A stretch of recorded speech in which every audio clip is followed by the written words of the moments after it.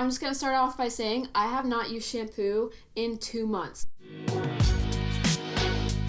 I, Lindsay Frederick, promise to tell the truth, the full truth, and nothing but the truth. I actually have used shampoo once, and that's when I had a hair catastrophe. I tried to dye my blonde ends pink. It was so bad, you guys. I was laughing so hard. So I ran in the shower and I just used it on my ends, and I just scrubbed and scrubbed for 20 minutes, and now it's blue. I have no idea what's going on with the bottom half of my hair, but still I didn't use it on my scalp. That's the main point, is the scalp. A lot of people are shocked when I tell them that I haven't used shampoo in 2 months, because I think it's kind of ingrained in our mind that oh my gosh, we need shampoo. This is just a semi-lie, because we don't need it as much as you think.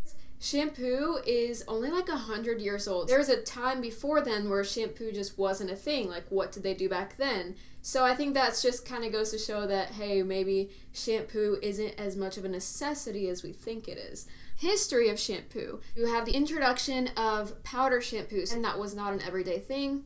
The 1930s is when we have the liquid shampoo, so kind of what we have today. Then it just kind of keeps evolving as science kind of discovers more things that they can add, like fragrances and all that jazz, to just make it better.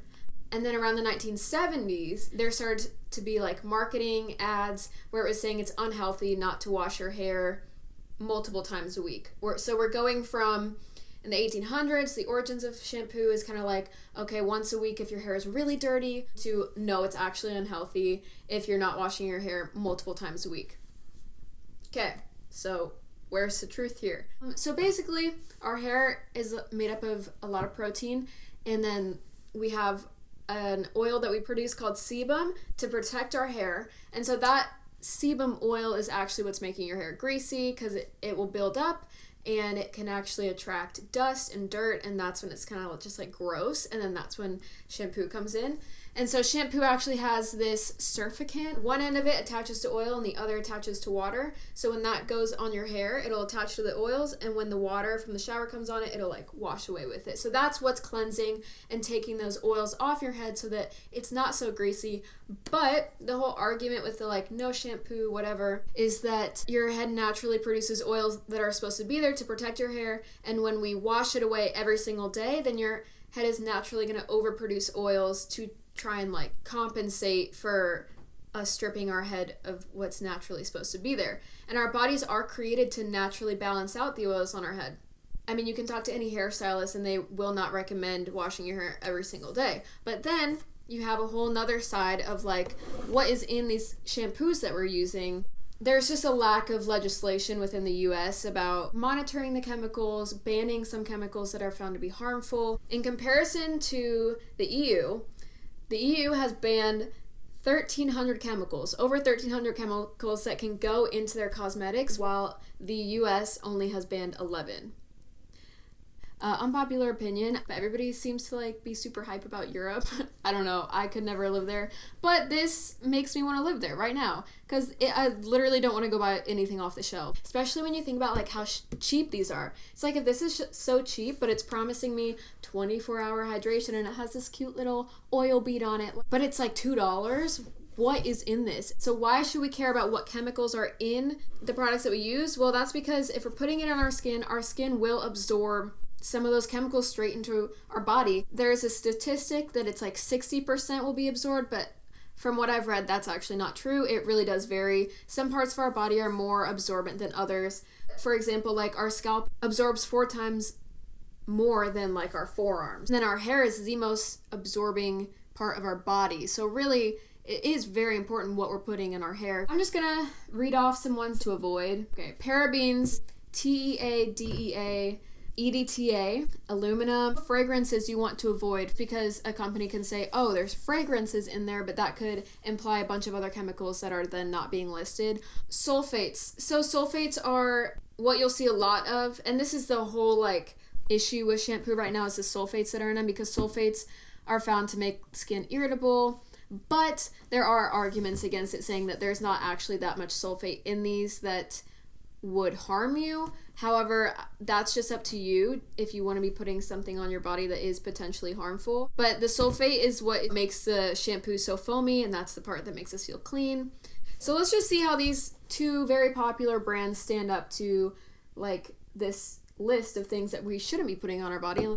Sodium lauryl sulfate. ding, one of the sulfates. Lauryl sulfate, ding. EDTA, ding. Alcohol, fragrance, sodium xylenous sulfate. I literally can't even read that.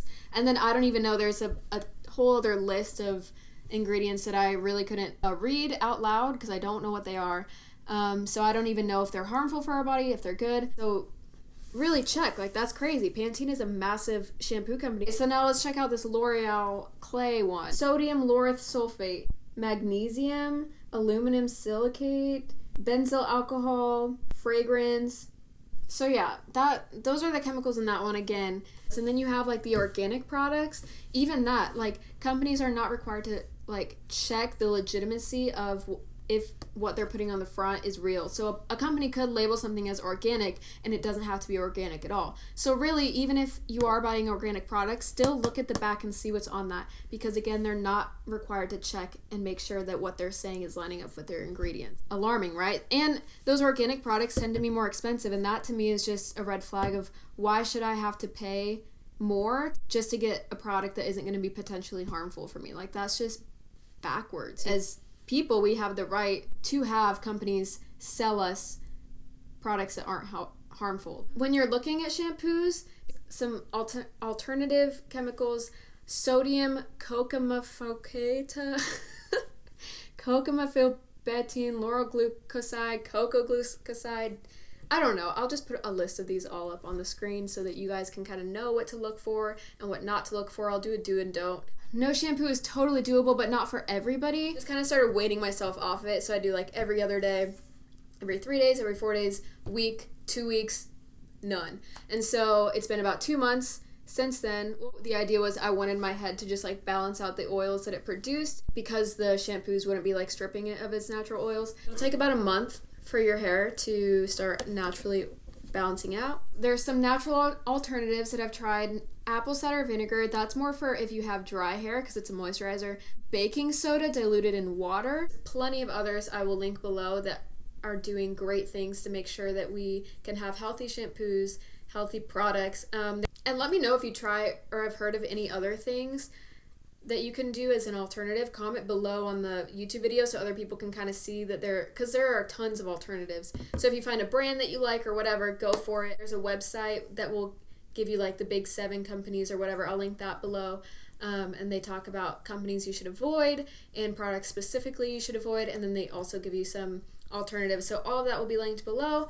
And so you can start getting on to your healthy shampoo lifestyle just with one click. So that's cool. It's a learning curve for sure, but I would say like if you can do it because it'll save you money because you don't have to go through however many of these in a month that you do.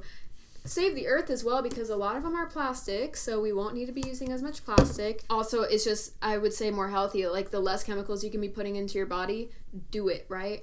I didn't really get into this because I was like a freak over like the industry and the cosmetic industry, whatever. But as I started doing my research, I was like, whoa, this is something that I should care for. And why is this subject biblical? Because God created us and he gave us these bodies and we want to steward them well and keep them healthy and not be putting chemicals that could be potentially harmful for us inside of us or on us. I think what we need to be doing as a society is pushing for stronger legislation against these cosmetic companies that are being allowed to just put whatever in them and label their products as whatever. I can't walk into Pantene's big factory and be like, yo, stop putting these chemicals in there, and they're gonna be like, okay. No, because it's a massive market and they're making money off of it because we are just unaware. And the truth is that we don't need them as much as they're marketing that we do. So yeah, that's the truth about shampoo. A little bit lighter of a subject this week and more fun, but this is like my heart. I want to be able to talk about anything and everything because there are a lot of things that are being marketed to us as truth and they're lies, and this is just one of them. That's all I got for you today. There'll be a new video next week. That's all I got.